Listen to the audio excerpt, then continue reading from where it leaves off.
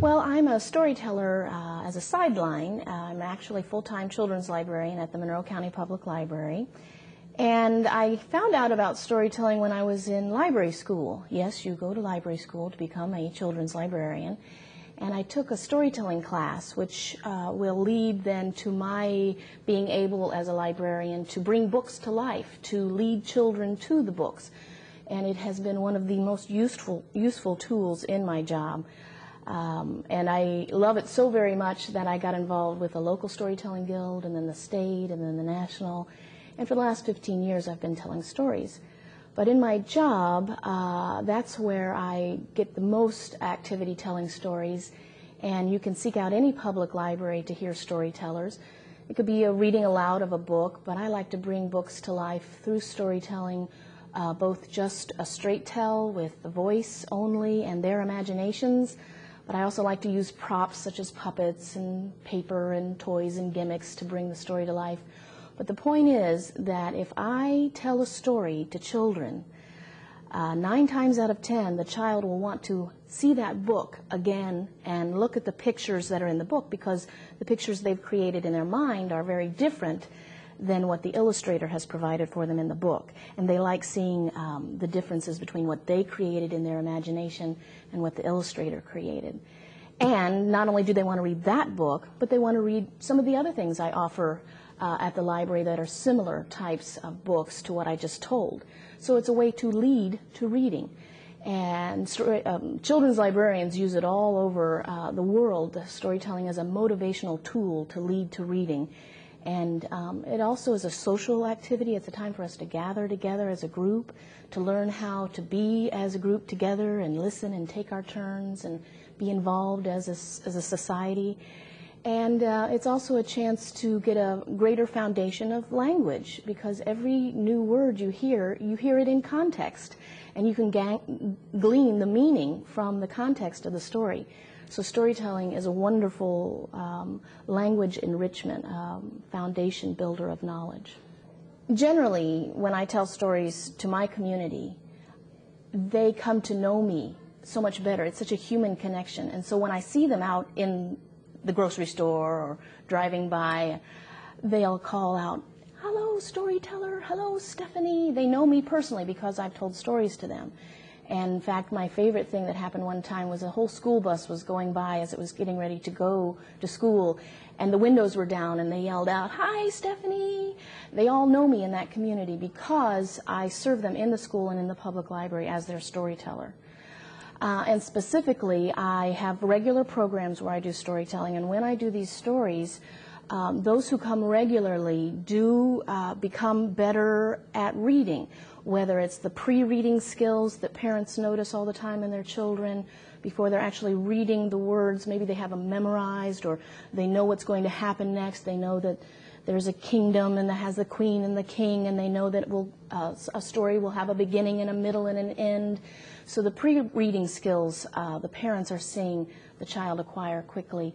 But also I see a lot of readers coming back after storytelling, having read a book that I led them to. Maybe I told a story in a collection of stories, and they finished the book and want to tell me about the other stories in that collection, or suggest one that I should tell the next time they come see me. So they do become readers from all the activities in their lives, the total interaction of their lives. But storytelling is a wonderful spice to add to the foundation of knowledge that leads to reading. Parents reading to their children often come up to me after they've been to a program, and then they've gone home and read to the child, and they'll say something like, "Stephanie, now my children want me to read and do all the voices. They say, 'Read like Stephanie does. Do the voices for every character.'" And that brings me great joy, and I feel strongly that readers should grow knowing how to read both in their own minds and aloud.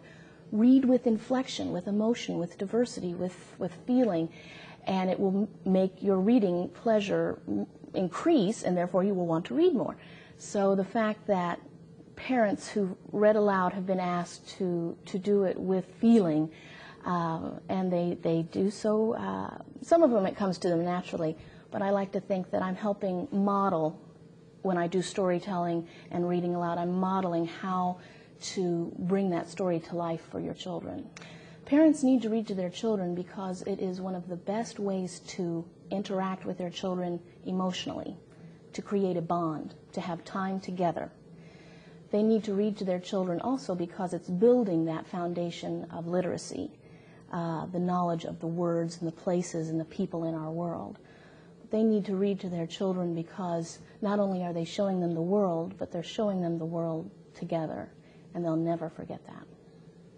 Well, one of my favorite things that children will say after a story has been told is they'll say, "Was that true?"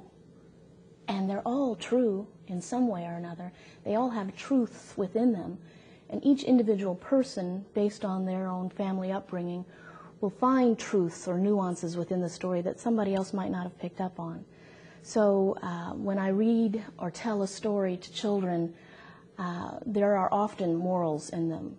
The better stories, the morals are not obvious.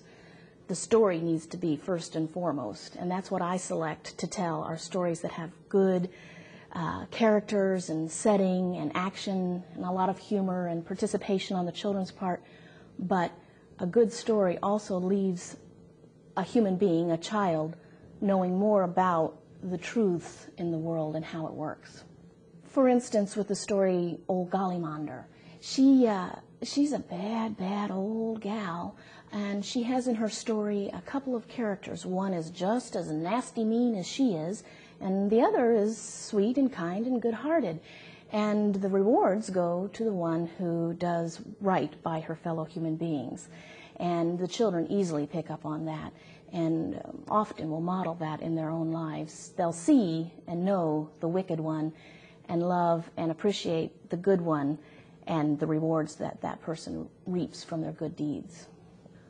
My other story, No Dinner, from India, is about a courageous old woman who has to face some animals in the jungle, and it really is at risk for making her way home. And it's through the idea, the clever thought of her granddaughter, who's not much more than 10, 11 years old, but she can find answers within the world and what she has to work with. She can find answers to help her grandmother get home safely. And the children recognize that. Not only that the child can come up with a good idea, but that the adults are listening to her and giving validity to her idea and letting her act upon it. And it does save the old woman. And they really feel empowered by the success that granddaughter has in getting her grandmother home safely.